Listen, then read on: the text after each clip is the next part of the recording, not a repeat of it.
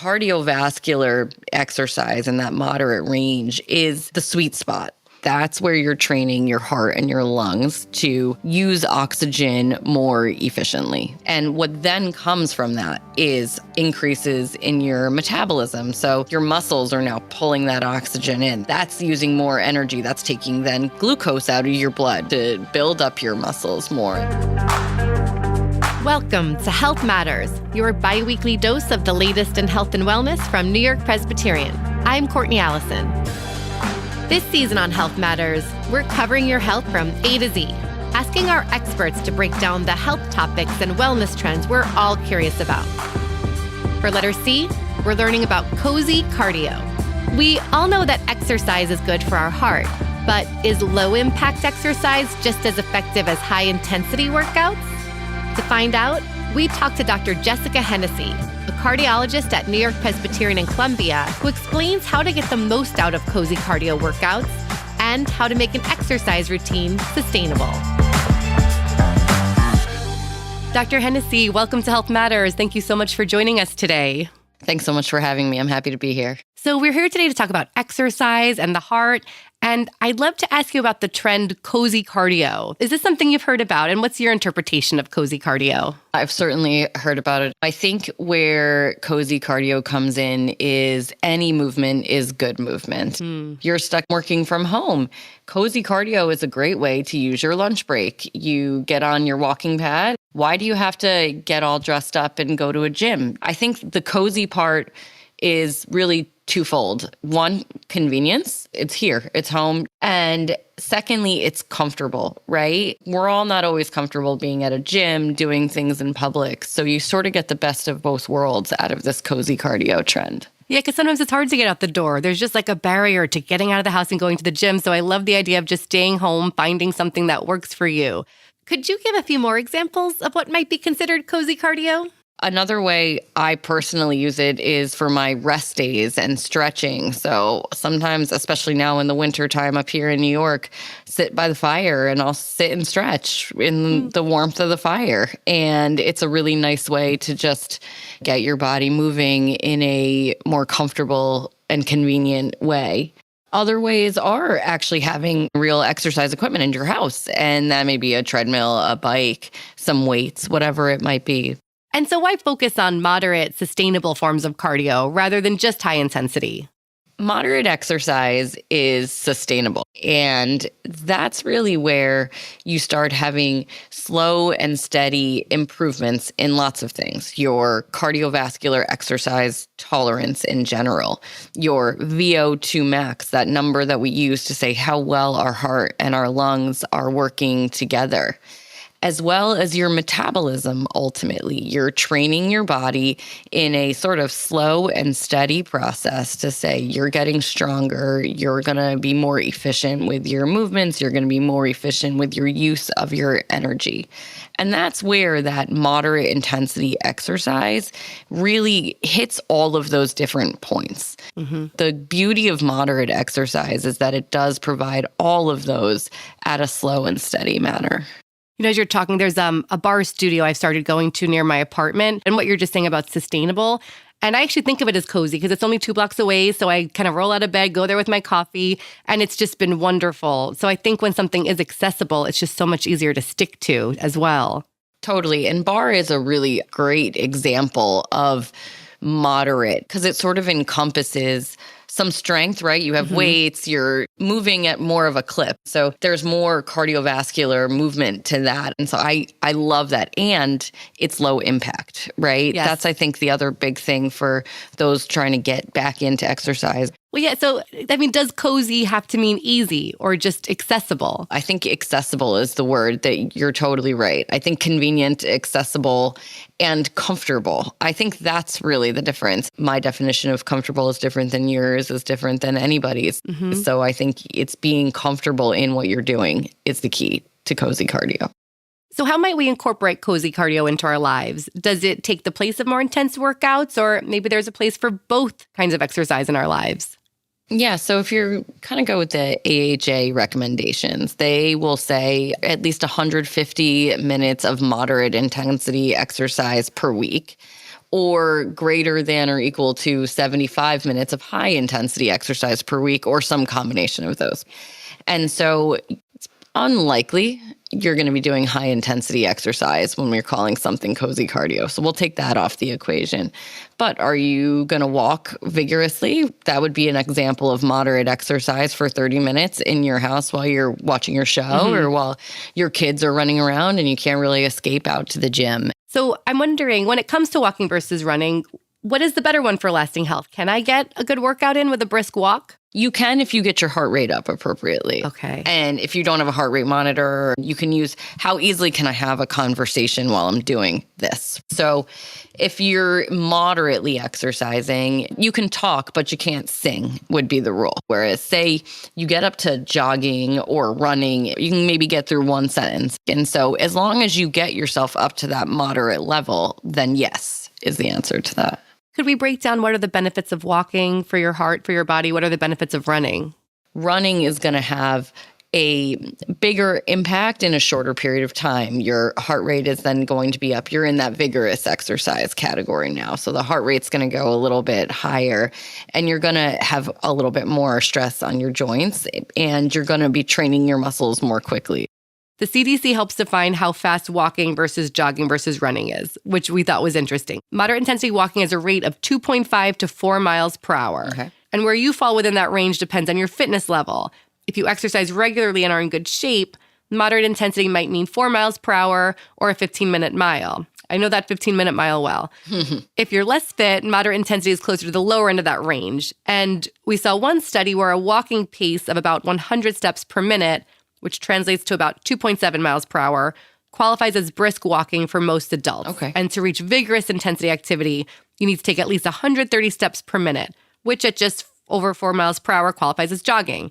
Running is often defined as 6 miles per hour or faster. Does that all track for you? Yeah, absolutely. And I think you made the point of understanding where you live in that realm is also really important, right? Right. But yes, I agree. I would say over 6 miles an hour, which is a 10-minute mile, is start at the beginning of running. And I agree about 4 to 6 is probably the average for jogging. Can we talk more about how does our heart rate serve as a guide for the kind of exercise we're getting? Yeah, so we'll start in the middle. I think that's the easiest because moderate exercise is sort of where we want to live. That's about 80%, 70 to 80% of your maximum predicted heart rate, which is 220 minus your age. So 220 minus your age equals 100% of your maximum predicted heart rate. And then we're talking about 80% of that. So then you can think about going above that or below that to kind of get to the other ends of the types of exercise we talk about. So keeping it around that 80% mark.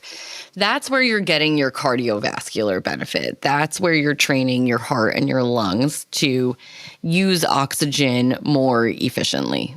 And what then comes from that is increases in your metabolism. So your muscles are now pulling that oxygen in. They're using it more efficiently.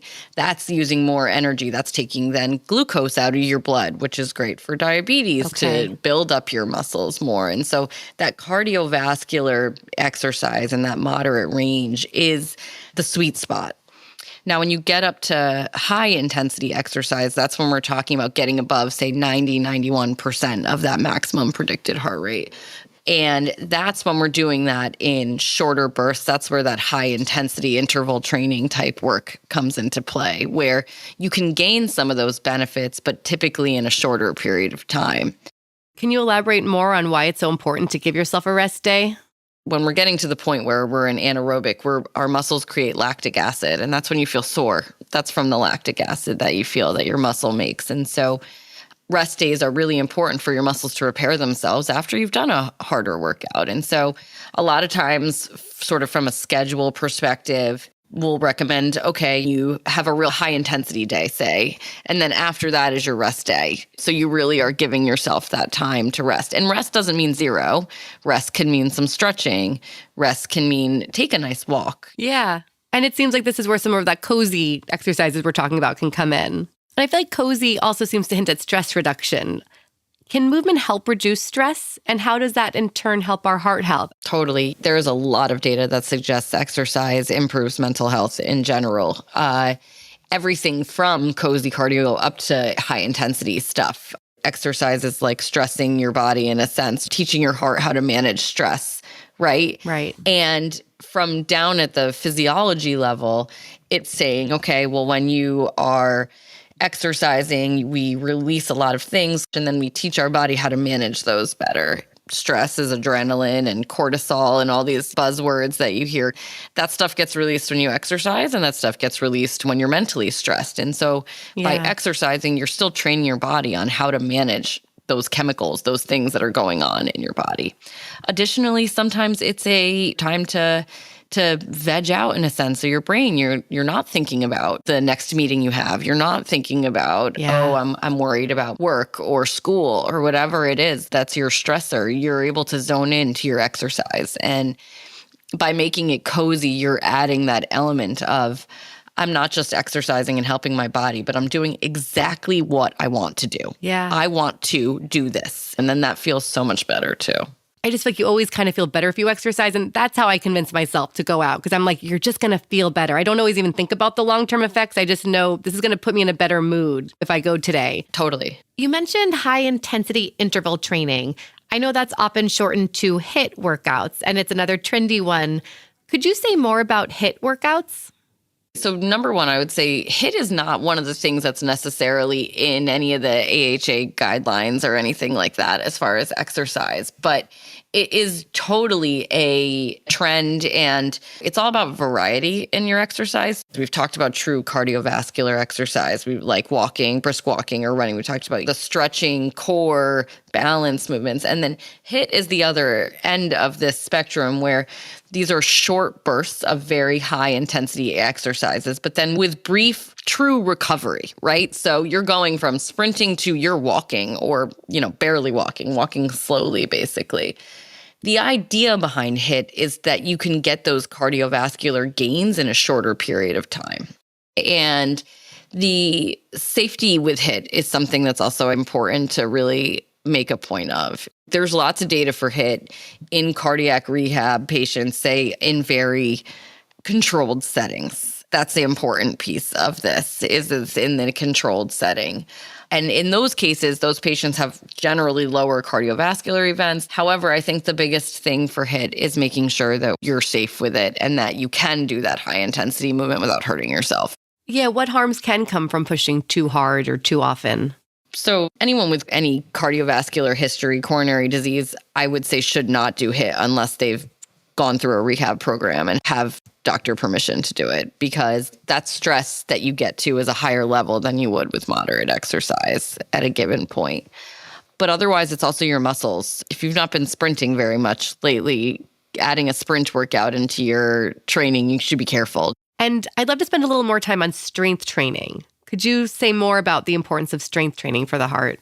Sure. So strength training is not one that you're typically going to get your heart rate up to those levels we were talking about. And that's okay, because what you're actually doing is training your muscles to use oxygen more efficiently and to pull in more glucose. And strength training has the ability to overall help your cardiovascular fitness by getting rid of a lot of those risk factors. You're going to increase your metabolism, which means you're going to be able to lose weight more easily. You're going to lose fat more easily. You're going to, like I said, pull the glucose out of your blood and give you a lower risk of diabetes. And finally, you're stronger. And when we're stronger, especially as we're getting older, we are less prone to injury. There's a lower rate of things like osteoporosis in women who do heavier strength training. And it doesn't have to be crazy heavy, but strength training is another key to improving your body's overall metabolism. That's amazing, because just as a woman, I hear as I get older, it's really important to keep incorporating strength training. So it's something I try to focus on. Can you talk about why it is particularly important for women? Yeah, especially women, and especially as women get older and are getting into the menopausal range or perimenopausal range, our estrogen levels drop. Estrogen is really important in making sure calcium gets into our bones to keep their bones strong. And as our estrogen levels drop, as we become older, there's a lower rate of calcium movement into your bones, and the risk of injury is higher of those bones.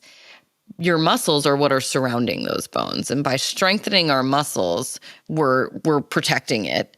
Secondly, impact, meaning standing or movement of your bones, triggers the body to send more calcium. And so by doing that, you're countering some of the natural progression of our bodies by sort of saying, no, you need more calcium in those bones. And so it'll do it kind of via a different mechanism than it did previously. That's incredible. So if I'm lifting weights, I'm helping my bones. Mm-hmm. That's very motivating. Yeah. Exercise helps everything. What advice do you have to encourage people to make exercise a part of our lives? It's hard when we're busy and tired and there's a lot going on in life. I think number one is pick something you like. And once you've done that, then get yourself into a routine. The routine piece of this is key, where it's weird if you don't exercise that day rather than weird if you do. That. And that's, I think, where, if we're going to start somewhere, where this kind of idea of cozy cardio comes into play. It doesn't have to be something all crazy dramatic. You can go say, okay, I got 20 minutes. I'm going to take a walk. That's it. Yeah, just make it part of your life. I think getting yourself motivated to start comes from small things, not big things. A big, full change of your lifestyle in every way, that's not sustainable, right? It's all about making it incorporate into your own lifestyle. And everyone's definition of that is different. So we set out to answer the question, can I improve my heart health without high-intensity workouts? And it seems like the answer is yes. 100% you can. That's, I think, the key to all of this is any movement is good movement. You see these small benefits that become much bigger benefits over time. And that's really where it's incorporated into your routine and you're improving your heart and physical health. Thank you so much, Dr. Hennessey. I can't wait to go do some cozy cardio after this conversation. Totally. It's freezing outside. Definitely. It's definitely a cozy cardio day today. Our many thanks to Dr. Jessica Hennessey. I'm Courtney Allison. To learn more about Dr. Hennessey's work with patients, check out the show notes. Join us next time when we discuss how diet can improve your heart health numbers. That's in 2 weeks, right here on Health Matters. Health Matters is a production of New York-Presbyterian. The views shared on this podcast solely reflect the expertise and experience of our guests. New York-Presbyterian is here to help you stay amazing at every stage of your life. To get the latest episodes of Health Matters, be sure to follow and subscribe on Apple Podcasts, Spotify, or wherever you get podcasts.